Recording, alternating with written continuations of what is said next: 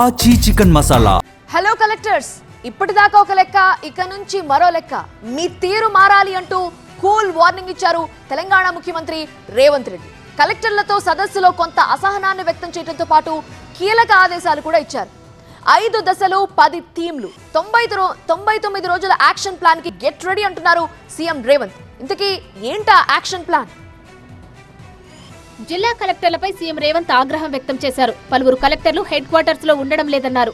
రాజధాని శివారు జిల్లాల కలెక్టర్లు సీఎస్ అనుమతి లేకుండా హైదరాబాద్ వస్తున్నారంటూ పలు జిల్లాల పేర్లు ప్రస్తావించి మరీ సీఎం రేవంత్ అసహనం వ్యక్తం చేశారు. 99 రోజుల పాటు జిల్లా విడిచి వెళ్లొద్దని ఆదేశించారు. 5 దశల్లో 99 రోజుల యాక్షన్ ప్లాన్ చేపట్టబోతోంది తెలంగాణ ప్రభుత్వం. ఈ నెల 6 నుంచి జూన్ 12 వరకు ప్రజాపాలన ప్రగతి ప్రణాళిక పేరుతో కార్యక్రమాలు ఉంటాయి. ఏప్రిల్ 2న గ్రామ సభలు నిర్వహిస్తారు. ఏప్రిల్ 16న మండల స్థాయిలో కార్యక్రమాలు ఉంటాయి. మే 2న నియోజకవర్గ స్థాయిలో, మే 22న జిల్లా స్థాయిలో కార్యక్రమాలు ఉంటాయి. జూన్ 2న రాష్ట్ర ఆవిర్భావ వేడుకలు వైభవంగా నిర్వహించాలని ప్రభుత్వం నిర్ణయించింది. శాఖల వారీగా 10 థీమ్లతో 99 రోజుల పాటు కార్యక్రమాలు ఉండబోతున్నాయి. పరిసరాల పరిశుభ్రత, పెండింగ్ ఫైళ్ల క్లియరెన్స్, ఆరోగ్యం, ఎరైవ్ ఎలైవ్, సంక్షేమం, పిల్లల భద్రత, డ్రగ్స్ కు అడ్డుకట్ట, రైతు సంక్షేమం, వ్యవసాయం, విద్య, యువత, క్రీడలు, మహిళలు, పర్యావరణం అనే 10 థీమ్లతో కార్యక్రమాలు చేపట్టబోతోంది రేవంత్ సర్కార్.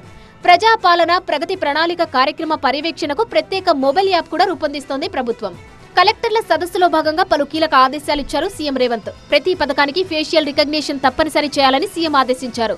రవాణా శాఖ డేటా ఆన్లైన్ పూర్తి చేయడంతో పాటు డ్రైవర్లకు కంటి పరీక్షల శిబిరాలు నిర్వహించాలన్నారు.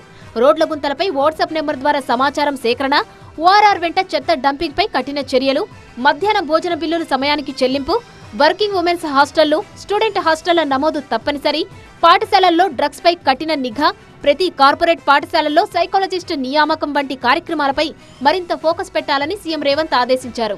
గ్రామం నుంచి రాష్ట్ర స్థాయి వరకు విస్తృత కార్యక్రమాలు చేపట్టాలంటూ సీఎం ఆదేశించారు. అర్హులందరికీ సంక్షేమ పథకాలు అందేలా చూడడం, సంక్షేమ పథకాల లబ్ధిని గ్రామ సభల్లో ప్రజలకు వివరించడం, విద్యా వ్యవస్థలో మార్పులపై ప్రజలకు అవగాహన కల్పించడం, ప్రభుత్వ ఆసుపత్రులకు మెడికల్ కాలేజీలను అనుసంధానం చేసి మెరుగైన వైద్య సేవలు అందించడం, భూసార పరీక్షలు పూర్తి చేసి రైతులకు సమాచారం అందించడమే కాకుండా యూరియా యాప్లో మార్పులు చేయాలన్నారు. వ్యవసాయ, పౌర సరఫరాల శాఖల సమన్వయంతో పనిచేయాలన్నారు. పంటల వైవిధ్యంపై జిల్లాల వారీగా నివేదికలు ఇవ్వాలని ఆదేశించారు.